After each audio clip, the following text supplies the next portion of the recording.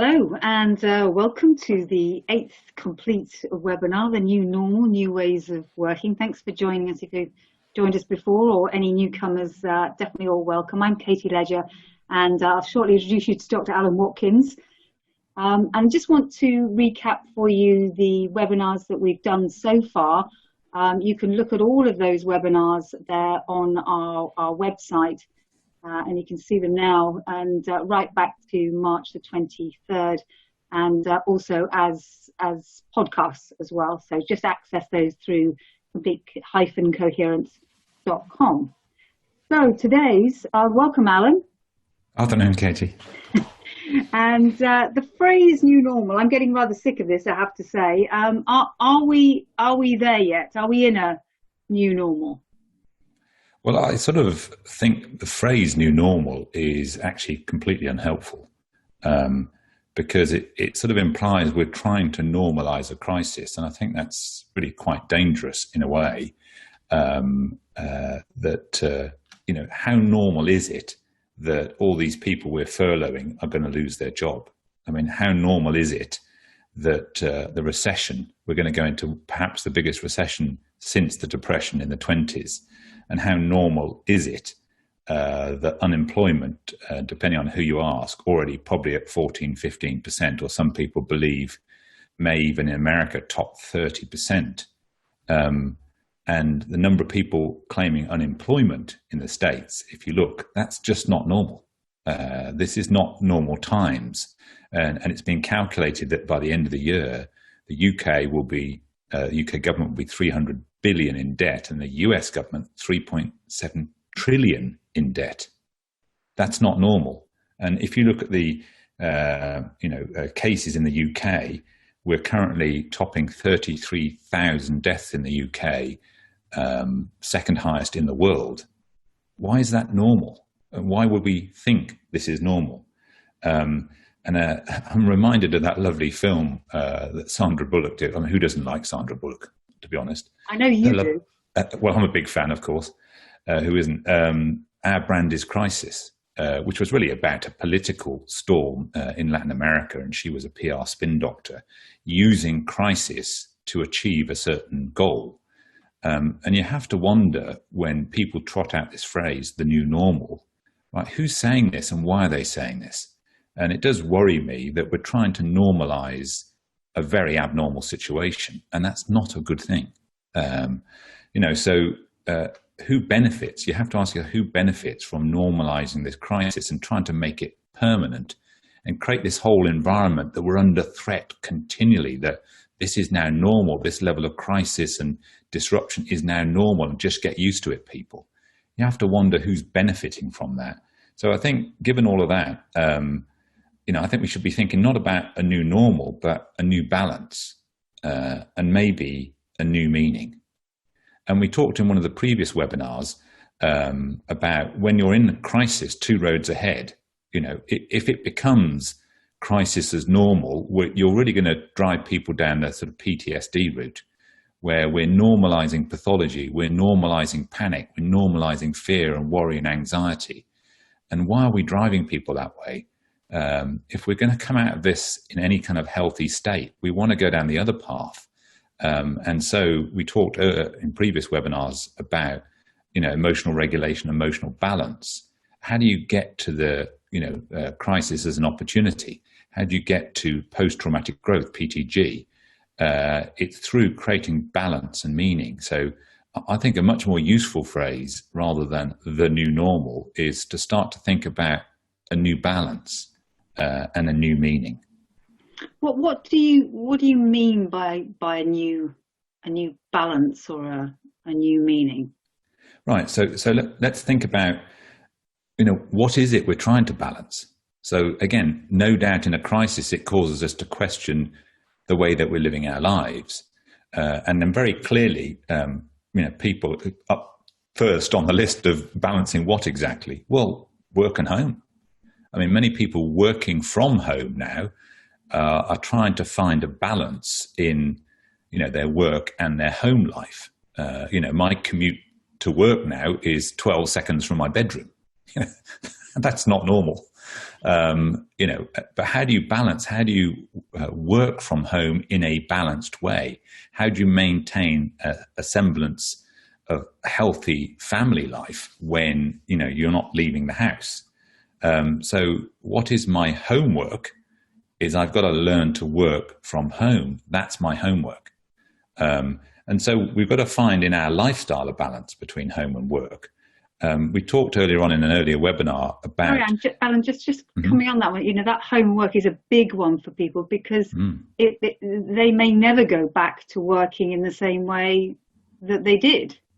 Exactly. That's exactly my point. So we have to find a new balance. How do you do that? How do you maintain a productive working life while working in the same space as you maintain a healthy family life? We need a new balance and how do I look after myself when the risk is I work even longer hours because I've got no buffering of a sort of commute to and from work. So we have to find a new balance in our lifestyle. That's my point. And we talked earlier on about many companies, will probably unfortunately go to the wall because their reserves and how much they'd sort of saved for when things get difficult wasn't at the right level, and their debt or their spending was way too high. So, maybe individual businesses and certainly nation states need to look again and try and find a new balance between, saving and spending or reserves and debt. And we also talked earlier on in a previous webinar about wealth balance around the world. And it's not right that 8 men have as much money as half the planet. Or I was talking to a client yesterday who runs a business in Mexico.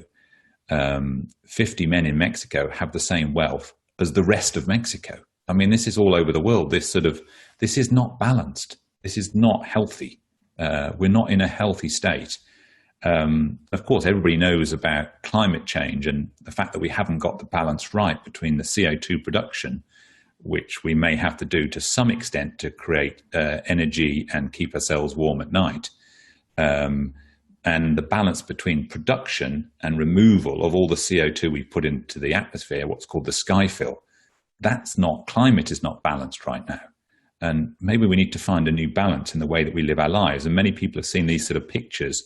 It's been very interesting. The balance has been temporarily restored to China. So if you look at the image on the left around, Beijing and Wuhan and other places in January before COVID hit, and then when everybody shut down, the nitrous oxide production just evaporated. And the image to the right, the same was true in France and Spain and Italy. A different sort of balance. So are we really balancing our lives in the right way in terms of climate? Food production. There's a very interesting debate going on the internet about these zoonotropic diseases, which is a virus jumping from animals to man. And is that to do with food production, food safety, and so on? Have we got the balance right in terms of the risk and the safety in the way that we produce? Are we consuming too much food? There are 2 billion people starving and 2 billion people obese. That's not balance, and the obese are often overfed and undernourished, and we're wasting 30% of all the food produced. That's not balanced. So, I think of it in terms of all these balance points. And if we make it a bit simpler, the way that we even debate these issues is not balanced. The way that we debate is very combative. You look at all the parliaments and the political debate and discourse, very, very combative. Operating from the I'm right, you're wrong, and let's get into a punch-up. And the media amplifying that because it loves a bit of jeopardy and a bit of conflict. I was quite amused by Piers Morgan this morning on ITV, haranguing yet another visitor. And it's kind of entertaining on one level, but it's not a balanced debate. And why don't we have a debate where wisdom is what we're after, not a punch-up? Parliament wasn't designed for wisdom, was it? I think, and that's the problem, right? That is the problem. We're not having balanced, wise commentary and wise debate. We're just having a punch-up. That's not balanced. Even how we support each other. the sort of service mindset. And we haven't got the balance right between self-promotion and promotion of others. I mean, in society, most societies, applaud and vaunt people who make millions of pounds for themselves, and we put them on the front of magazines as this great business person. And the people who don't get put on the front of magazines are people who do a lot of work for others. We sort of promote, particularly in the West, individualism. So have we got the balance right between self-interest and interest of others? Interesting to see whether the nurses and medical professions rise up that list still in the next few months. No, indeed, as they should. But I think there's a wider issue here, the unsung heroes of society. And it's a slightly more complicated story. It's easier to put one face on the cover of a magazine than think about the collective, the collective face. But we have seen a bit of that in terms of the collective face of the NHS. But have we got the balance right between the nonsense we see in the media and the sense making? We see that dials moved massively towards fake news and a lack of truthfulness, and we haven't got the balance right. So when we're thinking about, do we need a new normal? No, we need a new balance. And these are just some examples. There are many, many more. So we need a new balance in our life and the way that we live as human beings, in my view. Okay. And just to pick up the point about whys is, okay, so if we get a new balance, how do we create meaning? And we talked about this in an earlier webinar as an important sort of game-changing stepping stone to getting to, seeing crisis as an opportunity to really change our lives in a more meaningful way. And Gallup did a very interesting piece of research a few years ago, because it used to be believed that what people wanted from their life was health, wealth, and happiness.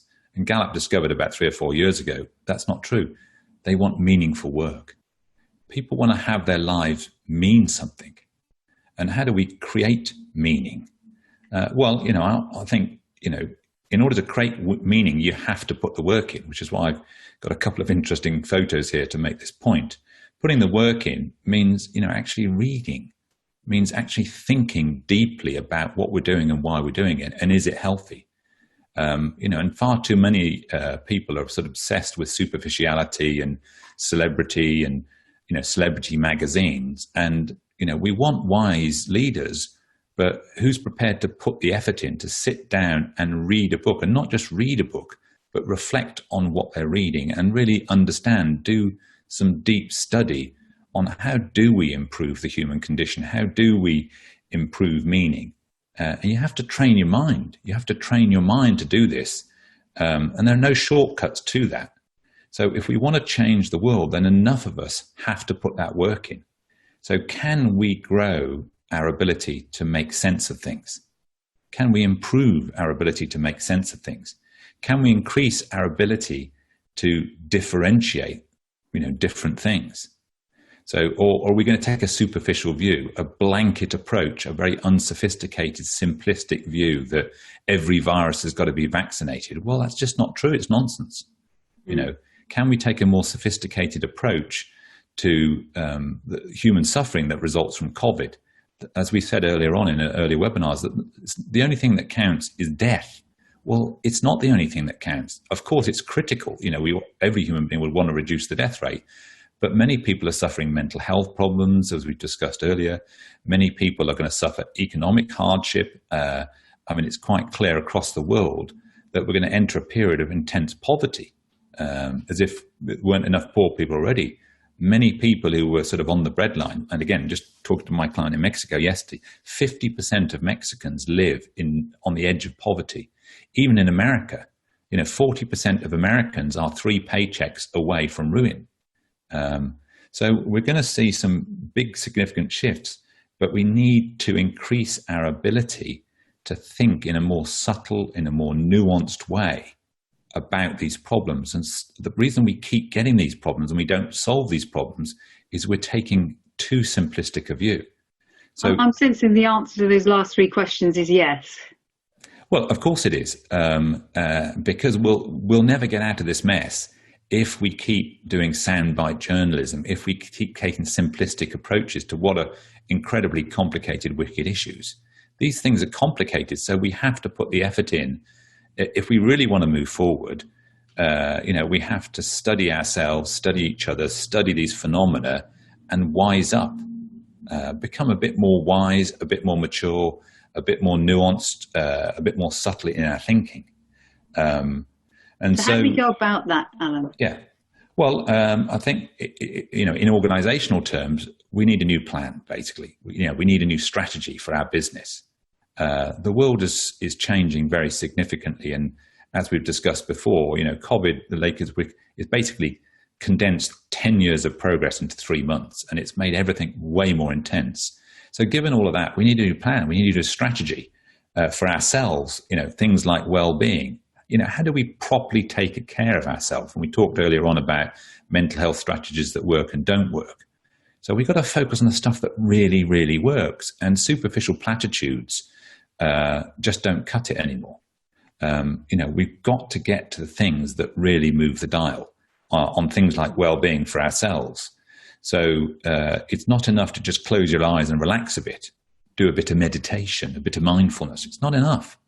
We need things that actually move the dial in terms of how people feel about themselves, how worried people are.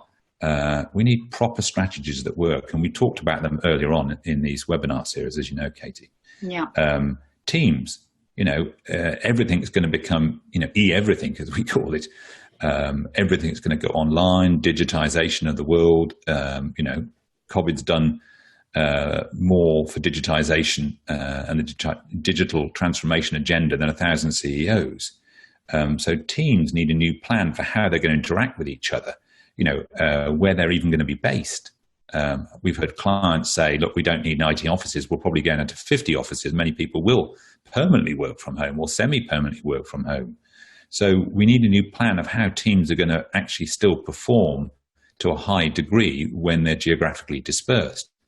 We need a new plan for that. It's going to learn a whole new way of relating. Yeah, exactly. And we need a new plan for our business. There's clearly going to be some significant changes in consumer behavior.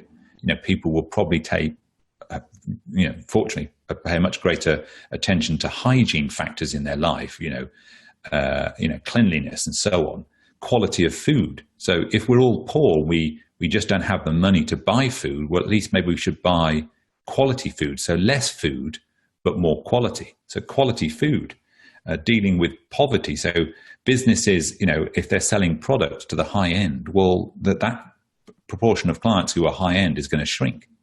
Middle market's going to shrink. There's going to be a lot more what's called bottom of the pyramid sales that need to go on. How do you support people at the bottom of the pyramid in society? And how do you personalize your offer to them? And everybody, frankly.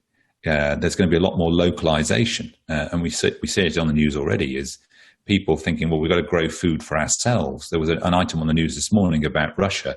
Their payout to their workforce is a check for $30, and that's it.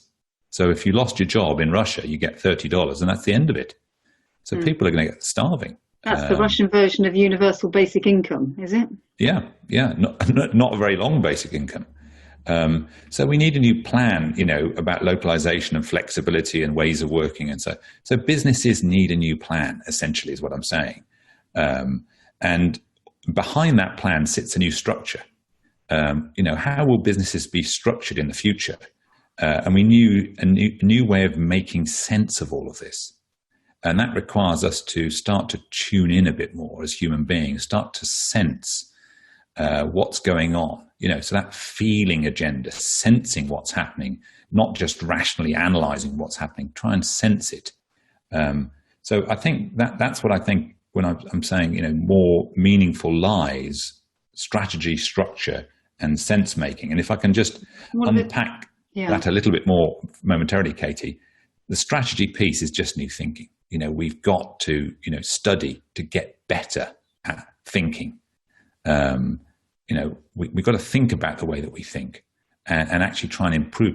Now, what's interesting about thinking is you can't just think your way into better thinking.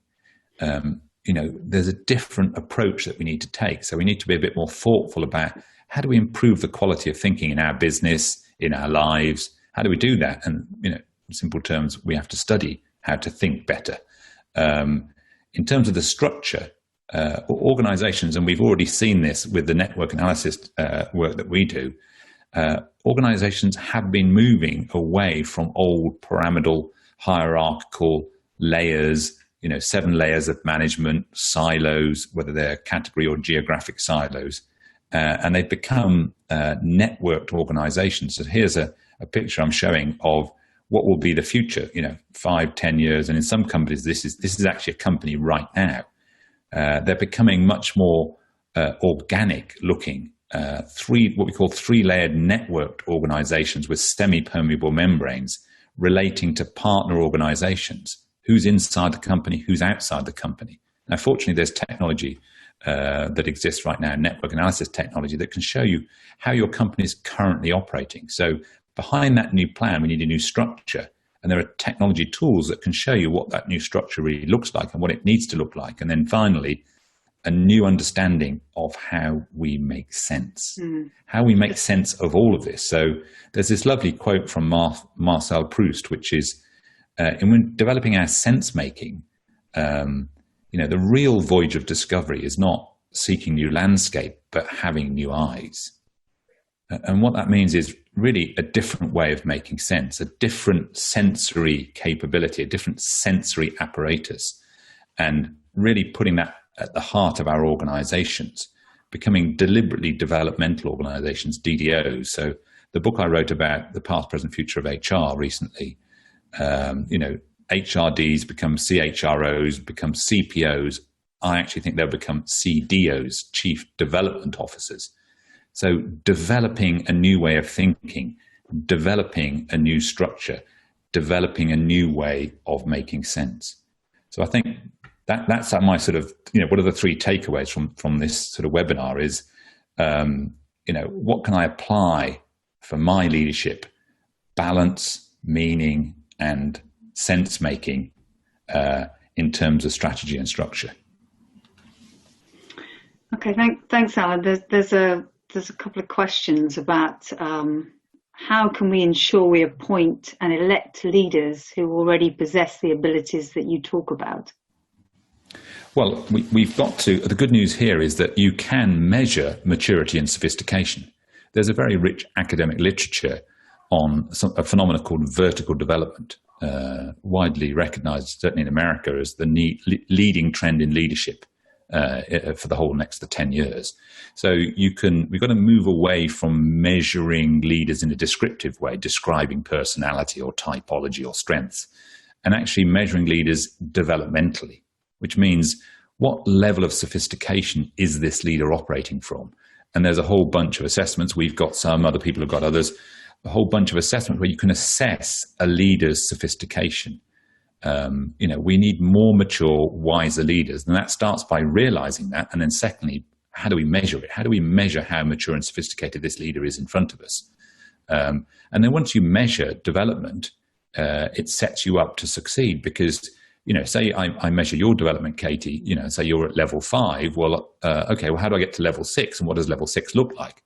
Is if you do developmental assessment and measure adult development, people are very familiar with child development, but there's also adult development. If you measure adult development, you can see where this is going. So leadership development becomes about development. And so much leadership development out there is basically about learning. Let's just acquire a bit more knowledge and a few more skills. Let's send somebody to some, exalted business school and they go away at $60,000 for 3 months on the advanced leadership program. And all they do is they learn some skills and they have a few presentations from Google. It's all very interesting stuff, of course, but they go in at, level 5 development and they come out level 5 development. They haven't really developed. They're just more knowledgeable. So that's got to change. We actually need development that develops people. I become a different human being, and that's a good thing. A more mature, a more sophisticated, a more subtle, a more nuanced human being. And that's what we've got to look for. And just to that point, I suppose, just getting you to kind of further that out, what does that mean? You say subtle and more nuanced, but Jonathan's asking, typically the leaders who rise to the top are the more selfish, individualistic ones. How will this balance be reversed? Well, first of all, recognizing that, we've created a corporate model which kind of promotes that, promotes narcissism, solipsism, egocentricity, excessive bullying, aggression, in this sort of hierarchical, pyramidal dog-eat-dog world, and keep promoting the person that shouts the loudest and bullies the most. So we've got to say, look, that's no longer appropriate. That's not an appropriate model. Fortunately, there are some companies realizing that that might have been okay in the sort of 50s and 60s and 70s, but it's just not appropriate in today's world. And I think we've got to start having that conversation, saying we're looking for different sorts of leaders for the future, leaders who've got some humility, who can come on television and say, look, I just don't know yet. I haven't thought that through, and I need to think about that a little bit more. That's what we're looking for, not these soundbite people who are pretending they know everything and all answers to all questions. Some of these questions are very complicated. So we've got to start having a more robust debate in every single company and every single boardroom about the nature of leadership itself and what leadership for the future really looks like, and stop, to Jonathan's point, promoting and revering these excessively individualistic people. Now, the good news is many companies have already clocked that and are already on that agenda. So we've just got to roll that out much more widely. Okay. Another question is, the current crisis has enabled many people to reflect on how they create meaning and how they live their lives.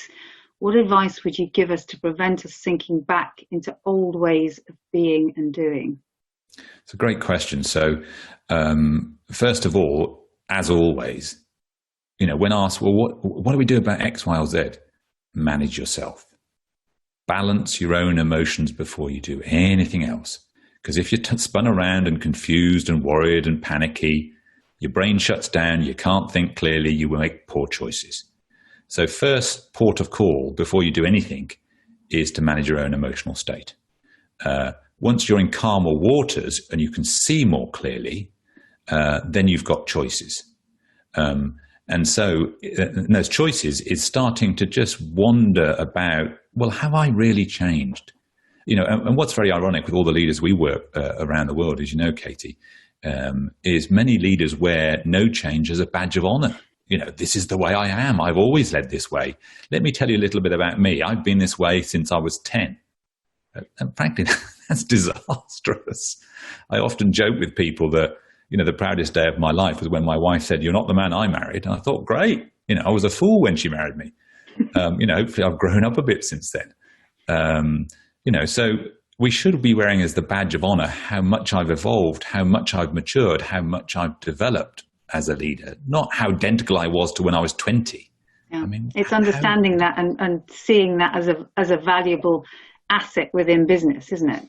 That's the challenge. But like you say, there are ways to measure that, and there are ways to help people to see greater and greater perspectives. There's another question on here. How do we deal with leaders that are waiting to come back to the previous normal as soon as possible? Well, it's foolhardy, really. You can't go backwards. That's like saying, well, let's not evolve. But how do we deal with leaders that are waiting for that? The people that are just saying, we just need to get over these next few weeks, and then we're going to kind of get back to where we were. Well, I think we have to challenge that. We have to challenge that way of operating. And actually, I actually think that society will deal with them, because businesses that try to regress will get taken out ultimately, because you can't succeed in the long run by regression. In the short term, you can be, let's go back to the good old days, and let's go back to how things were. And I understand that motive to do that. What people are doing when they're saying that is they just want some comfort. They want a bit of peace and quiet. They want things to be a bit more comfortable.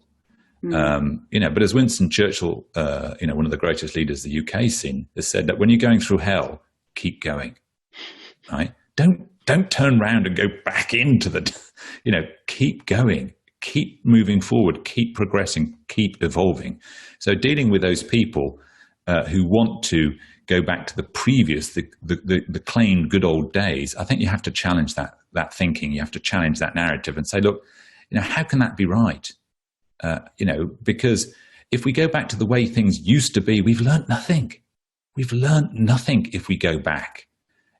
Surely we need to figure out, what have we learned through this crisis? What is humanity trying to teach itself through this crisis?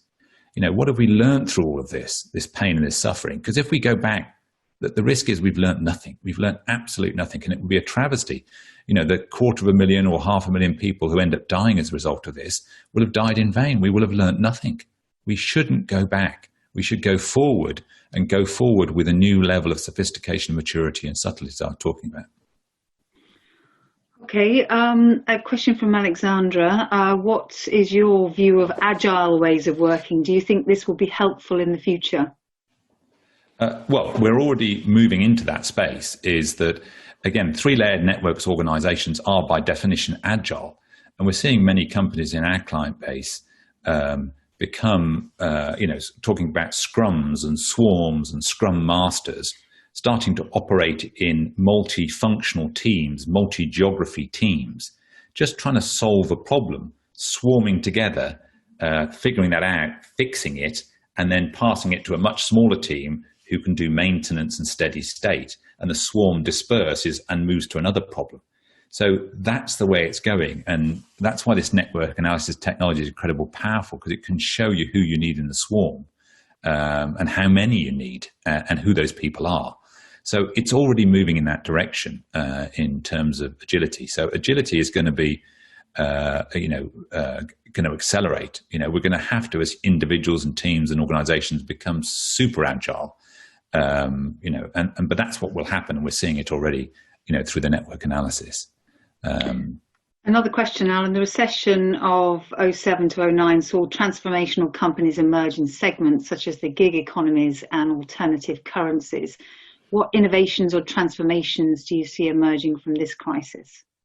Well, I think people will see that well-being has to change. I wrote a blog some time ago about the nature of well-being, it's interesting. It's a good thing, by the way, that we can talk much more explicitly about mental health. That's a really, really good thing. But even though the fact that we've been pouring more and more money into mental health, and we're able to talk, with royal support these days about the nature of mental health, the data's been getting worse. And I honestly believe that's because we're barking up the wrong tree. We're not addressing it in the way that we need to address it. So one of the things, to the questioner's point, is what will come out of this is people will start to realize we need a fresh approach, new eyes, as Marcel Proust would say. The journey of discovery, we need new eyes and a new narrative for mental health. And I think the narrative that I'm suggesting for people is it's not mental and it's not health. And what I mean by that is what's going on is really emotional regulation. Is that if you imagine, Katie, a 2-year-old child, most people who experience 2-year-olds are not the most emotionally regulated individuals. And when they become sort of 4 or 6, they develop some emotional skills. And if you keep that trajectory going, eventually you can get to a level of emotional regulation where you don't have to worry about panic and anxiety because you get sufficient ability to manage those types of emotions. Now, if you don't teach those skills in school or later in life, then all human beings are at the mercy of panic and worry and anxiety and concern, and then being overwhelmed by those phenomena at any moment. And unfortunately, that's how many adults live. And it's because we never really taught those things properly in school. And we really should teach those things. So if you develop those capabilities, then some of the things that are referred to as mental, which, by the way, are largely emotional, a lot of it, actually disappear. So there's some real concrete things. And I think one of the new companies, companies that might emerge and do well, like the gig economy question, is companies that can really deliver on the mental health agenda in a way where most organizations haven't. So I think we'll see the rise of that sort of thing. I think we'll see the rise of personalization. As everybody's going digital, Time will always be a precious commodity. It's one of our most precious things. So personalization software programs that can get you to what you're looking for super fast, that's going to become a big thing in the future. Is we don't want to waste time on the internet trying to search for things. We want to find those things fast. So it'll be companies like that, tech companies that are tuned into real human needs, solving real human problems. I think we'll see a rise of those companies. And as I said earlier on, companies that can service the bottom of the pyramid, because poverty is going to be an issue moving forward, that can deliver quality food at affordable prices, not junk food, they'll do well. So those types of companies, I think, will do well. Just to return to education briefly, Alan, because I know in Complete that we're working on an educational arm. Is there anything you want to say about that? Yeah, so when we set the company up, my wife and I actually did 3 years' worth of pro bono work in Southampton, which is near where we live. And what we saw is when you teach children, and we went into 12 inner city schools in Cinque Estates in Southampton, when you teach children how to self-regulate, it's an unbelievable game changer, not only to their academic performance, which improved dramatically, and the behavioral disruption in school dropped, dramatically, and, teacher stress levels dropped dramatically, all through people being more effective in their ability to regulate themselves. And I remember this one particular example. Before we started the whole program, we were talking to the head teacher and his senior staff in the staff room, having a meeting about what we wanted to do. Another member of staff came from across the other side of the school. She was having a problem in her classroom with this kid. Let's call him Dylan. And Dylan, was just beating somebody up. And she came in, knocked on the door, and asked, Head, can you come and sort Dylan out? And he went, No, I can't. You'll have to sort him out yourself. I'm in a meeting. She said, No, you don't realise it needs the head to sort him out. And he says, No, you don't realise I'm in a meeting. Anyway, it was a bit of a Mexican standoff for a few seconds. And so then the head excused himself, went and got hold of Dylan, who was an 8-year-old kid with clenched fist, frog marched him back to the meeting room where we were sat, brought this kid Dylan in and threw him at me. Said, Here, Watkins, you're clever, you fix him. And so this little toughy kid, youngest of 5 kids from this Cinque estate in Southampton, came into this meeting, and I sort of sat him down, and I started to show him his own biology, and showed him how to control his own biology, not through any sort of theoretical framework. I just literally showed him his biology live and showed him how to control his breathing, which gave him control of his biology. And within 1 or 2 minutes, he'd got control of his biology. So what was very interesting about that is that, here was a kid whose life was not working at all. His teachers thought he was a pain. His classmates didn't like him. His older brothers and sisters bullied him. His dad was in prison. I mean, his life was in a mess. And then in 5 minutes that morning, he discovered actually there was one thing in his life he could control. And it turned out it was him. And he learnt that in, 3 or 4 minutes. And he went out of that room 10 feet tall, because he realized he could learn to control himself. And it became a bit of a sort of metaphor for the whole program that we ran in school. So what keeps us excited is once you know how to fix these things, it's amazing how quickly people can make progress. I've taught my own 4 boys all of these skills. People can make real progress on some stuff that's been troubling them frankly for years. If you know exactly what to do. If you think about it really, really deeply and study it, and that's kind of been the pain of my life. I've been geeking out on this for, 25, 30 years.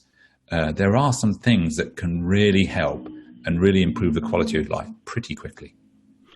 Okay, I think we've got time for one more question. The current pandemic, it's quite a long one, thrusts health versus wealth firmly into the spotlight. The current institutionalized disease in many organizations is a disconnect between words and actions. We hear all the right words and platitudes, but don't see or feel the actions to back them up.